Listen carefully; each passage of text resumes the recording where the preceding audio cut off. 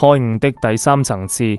感官的閔揚與心靈的正直，這是一場感官的覺醒，也是一場與世界重新締結的盟約。當你跨越了第一層的迷茫與第二層的知識積累，你將步入開悟的第三層次，感官的閔揚與心靈的正直。如果越前兩層是在大腦裏進行一場關於真理的辯論，那麼第三層就是將這場辯論熄滅，讓你的身體直接與宇宙對話。這是一個從想世界到感受世界的驚人轉捩點。請點讚和訂情緒健康王國第一章。當世界不再是背景，想象一下，你活了30年，卻從未真正看見過一朵花。在過去的人生中，你的大腦像是一台高速運轉的過路器。當你走過公園，看到一朵玫瑰時，你的神經系統會立刻彈出標籤：玫瑰紅色送給情人的禮物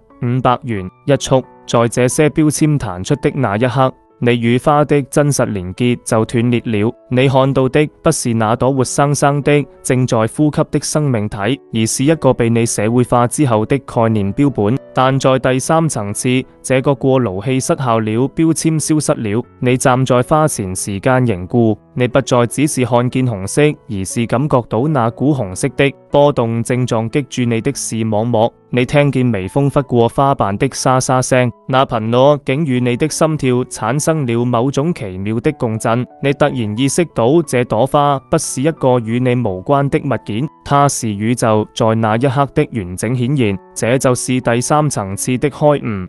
世界從枯燥功能性的背景板轉身變成了充滿神聖、超高解釋度的生命史詩。第二章，具體表現活在高保真的現實中。進入第三層次的人會經歷一場生理與心理的雙重重塑。這不是長出翅膀那樣的超能力，而是恢復了人類本該有的被文明噪音遮蔽的純粹本能。一、視覺與聽覺的去馬賽克化。你的視覺會變得異常清澈，就像是剛擦拭過的鏡頭。你會驚訝地發現樹葉的綠色竟有上百種層次，從嫩芽的鵝黃到老葉的黛綠，每一片葉脈的紋理都像是一幅精密的迷宮。聽覺也隨之進化，你能從嘈雜的城市噪音中精準地捕捉到幾公里外麻雀拍打翅膀的節律，並在那種節律中感受到一種龐大的秩序感。二、情緒的極簡化與深刻化。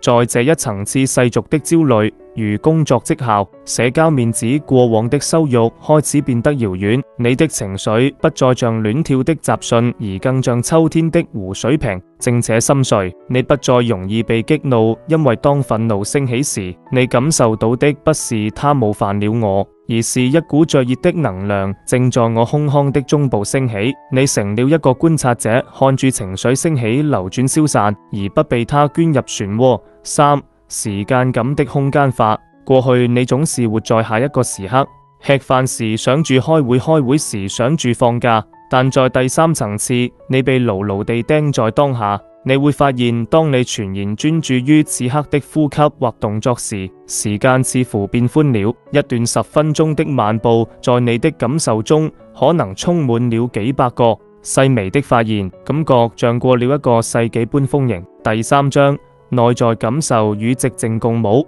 第三層次的靜不是那種死氣沉沉的寂靜，而是一種充滿力量的安詳。一、思維的噪音減退。如果你把大腦比作一個廣播電台，前兩個層次可能充斥住各類評論、恐懼和計劃。到了第三層，那個轉台旋鈕被撥到了一個安靜的頻率。雖然念頭依然會跳出來，但它們不再像彈窗廣告一樣強制據你的注意力。你開始能聽見念頭之間的間隙，那個間隙就是開悟的源頭。二、邊界的模糊感。你會開始體驗到一種微妙的合一。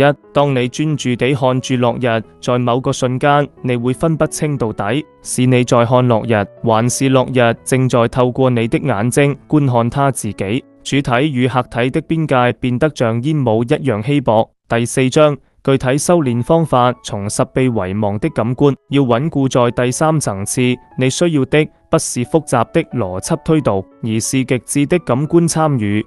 一、正念的五感拆解法，選擇一件最平凡的家務活，例如洗碗，將它轉化為神聖的儀式觸覺，感受溫水流過指縫的精確溫度，體會洗潔精泡沫在皮膚上消散時那微小的爆裂震動，視覺盯住盤子邊緣在光線照射下折射出的七彩光譜，觀察油污被水走時那流體力學的美感，聽覺聽瓷器相撞時那清脆柔軟且帶有殘響的音頻。核心，當你將100%的意識投入五感，你的思維小我就因缺乏能量而暫時停擺，這就是所謂的入定。二、感官剝奪與重新啟動練習，每進行一次3小時禁語，或在黑暗中蒙眼生活1小時。原理，當你主動關閉最強大的視覺惡語言功能，大腦會代償性地放大其他感官。當你重新解鎖視覺時，你會以一種初生嬰兒般的驚奇感重新觀看世界，看見那些被你視為理所當然的奇。3、自然的同頻共振，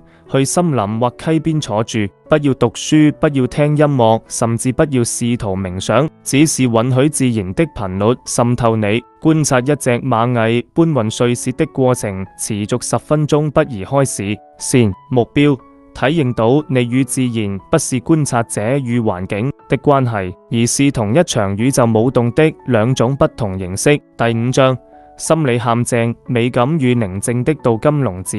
第3層次雖然迷人，卻是許多修行者的舒適圈，也是最容易停滯不前的階段。1、對寧靜的成癮，因為這層境界太過舒適，你可能會產生厭世情緒。你開始厭惡喧囂的都市，厭惡複雜的社交，甚至厭惡那些不靈性的人。你只想躲在自己的靜默小屋裏。危險，這種寧靜是依賴外部環境的盤景式修導。如果你在擁擠的捷運或混亂的辦公室裏，會立刻失去這份覺知，那麼你的開悟尚未穩定。2、靈性審美帶來的偽傲慢，你開始覺得自己具備了藝術家或超然者的氣質。看住忙碌奔波的普通人，你會生出一種帶有同情的優越感，他們好可憐，活得這麼遲鈍。對策，真正的覺醒必然帶來慈悲，而非評判。如果你因為自己的敏銳而感到比別人高一等，那這份敏銳就成了你小我的新外殼。3、恐懼更深層次的瓦解。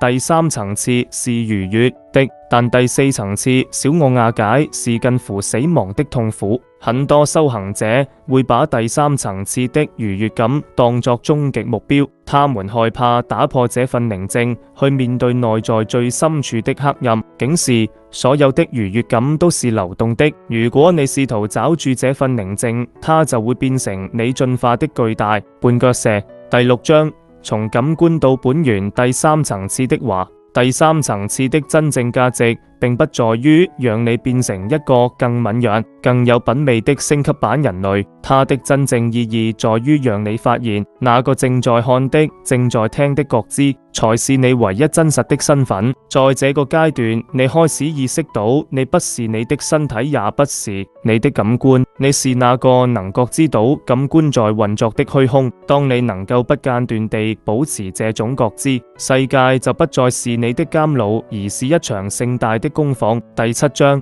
邁向終極，尋找那一線光。這場感官的盛宴終將謝幕。當你不再滿足於看見美，而是想要知道是誰在看見時，你便準備好進入第4層次的洗禮。第3層次的開悟是讓我們找回那個3歲小孩看世界的眼神，那種眼神裏沒有預判，沒有恐懼，沒有對未來的算計，只有對當下存在的純粹驚嘆。想象一下，如果你每天都能帶住這種初學者之心醒來，你的生命會發生怎樣的質變？你是否願意放下手中那個被社會定義的深重的自我，去換取一個與萬物共振的輕盈的清晨？如果你喜歡，請點讚和定情緒健康王國。我們下次再聚。